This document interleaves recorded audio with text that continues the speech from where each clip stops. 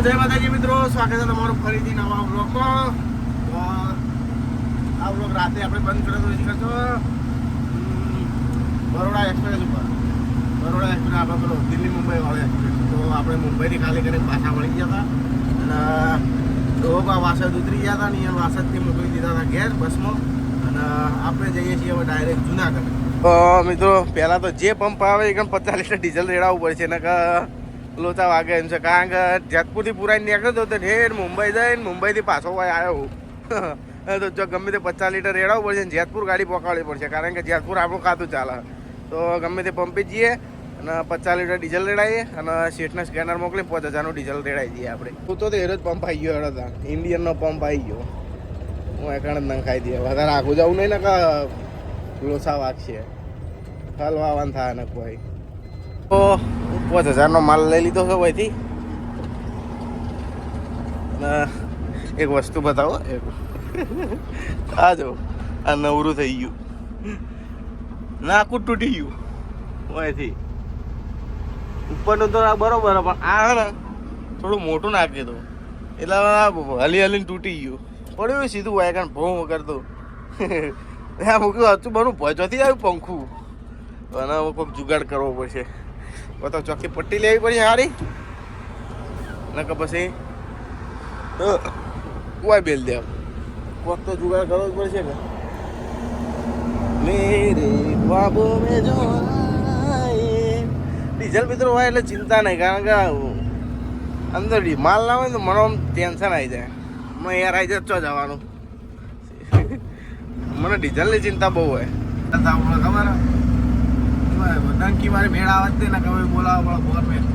આપણા પાસે ફોનો બોનો પૂરતા હોય નહીં, બધું બોલાવો આપણા દિવાળો આઈટીઓ હોય પડે તો ફૂલ સ્પીડમાં પેલા સોડી પેલી હતી રમાય એટલી સ્પીડમાં જો ને આટલા સુધી વાયરો આવ્યો એટલી સ્પીડમાં જો. બરાબર આ વકડો રહ્યો ને એ એકલા જ રાખવાનો, આગળ મૂકતું છે આગળ રાખવાનો. એ એકલા હોય ને કદાચ મુંબઈ જ્યાં હોય ને એકલા હોય તો પેલી બાજુનો દરવાજો ફીટ કરી દેવાનો, આ વકડો રાખવાનો હોય. કારણ કે ઓય લુખો બુખો ચડે ને તો કે વકડો પકડીને ફોડામાં ચડો, ફોડામાં ઠોકવાનો કે બીજી ધરનો ચડે જ નહીં કે. અમદાવાદ ધોલેરા એક્સપ્રેસ વે, શું વાત છે ભાઈ. લોથલ આવ્યું, લોથલ બગોદરા આવે કેટલું હોય છે પછી 10 કિલોમીટર જેટલું છે, એટલું જ હશે, વધારે નહીં હોય. આખું આ રહ્યું આ જડીથી જો નટ કોકની પડી જતી બિચારાની લઈ લીધી કુતરા કૂવામાં આવે. તો પહેલાં તો નાવું છે કારણ કે લઈને તો નીકળે જ તો જુનાગઢથી, પણ પરસેવો મુંબઈનો ગરમી એટલે તાપ પણ મોડા રહી ના આવે. ચાલુ પંખો હોય તોય અને સોયલે બેઠા હોય તો સોયલે હમું તો વાયર જ ના આવે. લગીને પોદડું ના હાલે. એ પરસેવો વળી બંડી આખી બ્લેક કલરની હતી ધોળી થઈ ગઈ, ચેહરે બહેરો આખો ધોળો થઈ ગયો. તો ભાઈ આવી ગયું છે બગોદરા અને આપણે જવા માટે રાજકોટમાં તો ખાલી સાહેબ રાજકોટ કંડલા. ગાડી સર્વિસ કરાવી પછી અંદરથી સર્વિસ કરાવવાની. આ વખત તો ફૂલ નહીં કરાવવાની કારણ કે જઈ વખત ફૂલ સર્વિસ કરાવી હતી. આ વખત તો ખાલી અંદરથી જ સર્વિસ કરાવવાની. તો મિત્રો જયમીન ડફોડાના ગીતો વાપરતા ચાણ ચોટીલા આવી જાય ખબર જ ના પડે. તો હવે ગોતવું પડશે સર્વિસ સ્ટેશન. સારું સર્વિસ સ્ટેશન ગોતે સર્વિસ કરાવી અને ફટાફટ છોડી મેલીએ. ભાઈ જે નસીબદાર હોય એના જ મહિનામાં 4 વખત ચોટીલાના દર્શન કરવા મળે. મોડા મહિનામાં તો 4 વખત તો દર્શન થાય ચોટીલાના. તો મિત્રો હવે ઊભો રહીશું સર્વિસ કરવા. તો બાજુવાળી ગાડી સર્વિસ થાય પછી આપણી સર્વિસ થાય. તો મિત્રો સર્વિસ કરાવી અને નીકળી ગયા છીએ. ભાઈએ મસ્ત સર્વિસ કરી આલે. આગળ આખા 100 ઉપર મસ્ત પાણી મારી દીધું. વિમલોના ડાઘા બાઘા તો બધું કાઢી નાખ્યું. કમ્પ્લીટ બાપા સર્વિસ કરી આલી મસ્ત. અને 300 રૂપિયા લીધા સર્વિસના. અંદરથી સર્વિસ કરી સર્ફ એક્સેલ પાવડર મારી અને બહારથી બાપા આખો 100 સાફ કરી આલ્યો. પણ સર્વિસ સ્ટેશનનું પાણી શીખર કેવું હોય કે કાચ ઉપર વઘરા વળી જ જોઈએ ગમે તેટલું મારો ને તોય. તો હાલ તો કાચ બાદ સાફ નહીં કરવા, હુકાય એટલે સાફ કરું. કારણ કે આ વઘરા વળે ને એટલે દાળે ના દેખાય એવા વઘરા વળી પાણીના. તો લગભગ કેમિકલવાળું પાણી હોય તો ગમે તે હોય. બાકી વઘરા જોરદાર વળે. એટલું ખાલી સાઈડના કાચ ઉપર વઘરા વળ્યા છે સાઈડ ગ્લાસ ઉપર અને આગળ.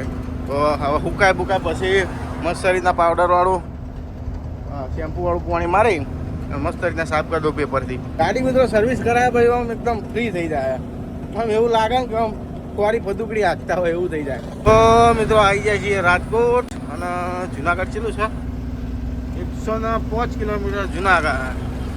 તો આખન 0-0 હતા તો આખન ચમ 3 હતા રાજકોટ ખબર ના પડી ભાઈ. રંગીલા રાજકોટ में आपका स्वागत है. શું છે ભાઈ? હા હા હા ઓ બાપરે જબરું હતું હા ભાઈ.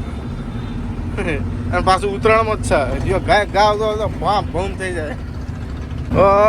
આપણને ભાઈ કોમેન્ટ કરે રોજ પેલો ફેક્ટરી ચેનલ છે રાજકોટથી જય દ્વારકાધીશ. આજ હું તમને કહું રાજકોટથી જય દ્વારકાધીશ. તમે મને રોજ કહો કે જય દ્વારકાધીશ રાજકોટથી. આજ હું કહું હું રાજકોટથી છું. રાજકોટથી જય દ્વારકાધીશ. ખરાબ બપોરે ટ્રાફિક છે. હું વાત છે આજ તો મેં કહે હોતું નહીં ખરાબ બપોરે. તો એક ભાઈ આપણે હાલ લોકો વાત કરતા કરતા જતા હતા પણ એને ખબર હતી કે ભાઈ રાજકોટમાં ઉભી રહેવાની જગ્યા નહીં. તો ખાલી યાદ કરીને લાઈક કરીને કે જવા દે. એને ખબર હતી કે ગાડી નહીં ઊભી રહેવી જગ્યા. તો જોતા હોય તો કોમેન્ટ કરજો. તો મિત્રો બપોરનો ખાવાનો પ્રોગ્રામ જ કેન્સલ કરી નાખ્યો કારણ કે ભાઈ ગાડી ચલાવવામાં લોચા પડે.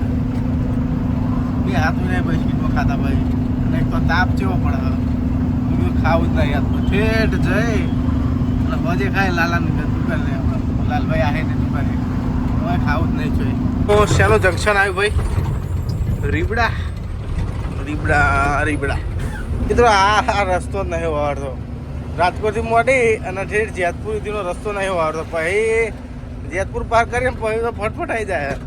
આટલો રસ્તો જ નહીં વાળતો. એ બેજો કોન્ટ્રોવર્સીમાં આઈસરવાળો બસવાળો આઈસરવાળો નેરી ગયો ટોમેટો ભરેલા બાપલિયાનો ઉભો રહેતો છે. તો મિત્રો પોકા જાય છે ઠેઠ જેતપુર. જેતપુરમાં જો ડીઝલ લેવાનું આપણો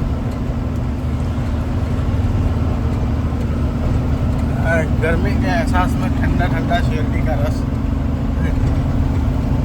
शेरडी ने गन्ने का.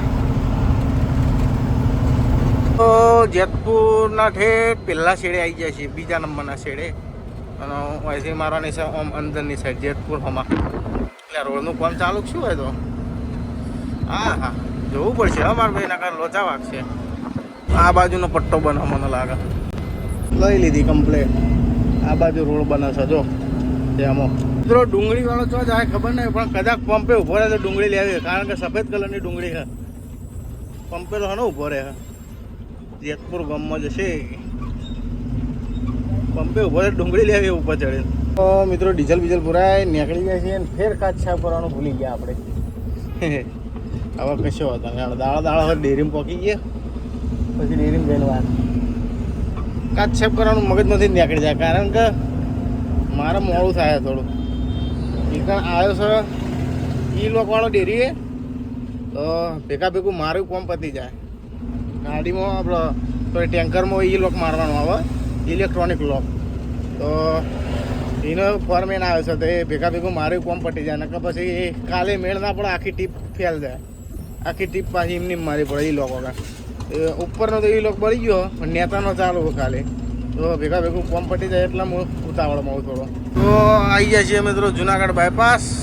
બાયપાસ તો જો આખો બાયપાસ ભરેલો હોય છેકો ઠેક. તો હાલ મિત્રો વિડીયો બંધ કરું કારણ કે સીધો ડેરીમાં જઈને બ્લોગ ઉતારું કારણ કે અત્યારે મારે થોડું કોમ છે અને થોડી જલ્દી છે બરાબર એ લોક માટેની. એટલે પહેલાં તો ડ્રાઇવિંગ ઉપર પૂરેપૂરું ફોકસ ચાલુ. પહેલાં સીધા ડેરીમાં પહોંચાડી દઈએ ગાડી. તો મિત્રો અત્યારે ગાડી અંદર લીધી અને ગાડી સર્વિસ બર્વિસ કરાવી દીધી. અને જો આપણી આ ડેરી અને આ આપણા મિત્ર ખાસ રમેશલાલ. તો રમેશલાલ જય માતાજી. જય માતાજી. તો કેવું ચાલે? બસ મજા. તો આ આપણા અંગાત દિલ્હી જ ભરવા આવ્યા છીએ મિત્રો. ગાડી તો અંદર લઈ લીધી પણ અત્યારે ભરાવાની કોઈ શક્યતા નહીં. કાલ સવારે જ ભરાય. અને જે કોમ માટે આપણે ગાડી દોડાઈને આવ્યા હતા એ કોમ તો આપણું થયું જ નહીં. તો રમેશલાલને ઈ લોક નંખાઈ જોઈએ અને નવો પેટી બેગ નંખાતો ને રમેશલાલ. મારે આપણો એ તો નવું નાખવાનું હતું યાર. એ નવો નાખવાનું હતું આપણો નાખવાનો. આપણો જે જૂનો હતો એ જ પણ આપણો વાયર કપાઈ ગયો હતો ઉપર. વાયર શેના માટે કપાઈ ગયો હતો કે ઢોકણું જે આખું ગોળ આવે ને એમની જ છે તો આટલો ટુકડો ઢોકણાનો કાપવો પડે. તો એ ઢોકણું કાપવા માટે સ્પેશિયલ કારીગર લો આપવો જોઈએ. અને આ તો વાયરિંગ વાળો તો ઢોકણું કાપી નાખે. તો સવારનું કીધું હોય ને અને સવારે ગાડી આપણી ભરવાની છે. તો જોઈએ ચમ થાય. હજુ તો સવાર તો પડવા દે ને રમેશલા. તો મિત્રો આજનો વિડીયો આટલો બધો. વિડીયો સારો લાગ્યો તો વિડીયોને લાઈક કરી દેજો અને ચેનલને કરી દેજો સબસ્ક્રાઈબ. નવા હોય તો મળશું સીધા કાલના બ્લોગમાં.